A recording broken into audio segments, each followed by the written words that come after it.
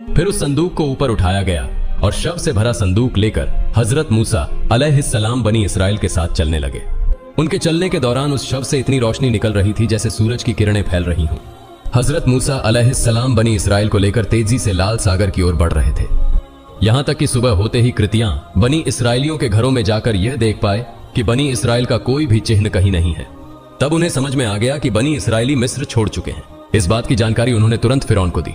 खबर सुनकर फिरौन उत्तेजित हो उठा। फिर उसने उपस्थित लोगों और अपने सैनिकों के बीच उत्तेजना फैलाने के उद्देश्य से कहा, ये कृतियां बनी इसराइली धोखा देकर हमसे भाग रहे हैं। हमारे ऊपर यह आवश्यक हो गया है कि हम उन्हें पकड़कर कड़ा दंड दें। मेरा आदेश है कि अब तत्काल मेरे सभी सैनिक तैयार हो जाएं और बनी इसराइलियों को पकड़ने के लिए हथियारों से सज्जित होकर चलें। फिरौन के आदेश पर उसके सैनिक पूरी तरह से हथियारों से सज्जित होकर निर्धारित स्थान पर इकट्ठा हो गए।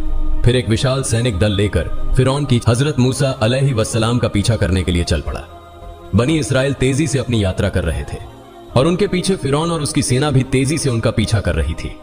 कहीं भी छोटा सा भी विराम लेने का ख्याल नहीं आ रहा था, क्योंकि उन्हें मालूम था कि अगर वे रुकते हैं तो शिकार हाथ से निकल जाएगा और वे बनी इसराइल को किसी भी हाल में हाथ से जाने नहीं देना चाहते थे।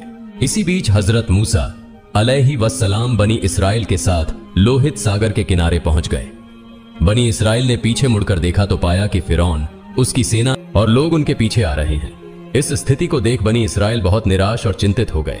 जिस प्रकार और जिस संकट में सशस्त्र बल उनके पीछे दौड़ रहे थे, वह देख बनी इसराइल सोचने लगे कि आज उनकी मौत निश्चित है।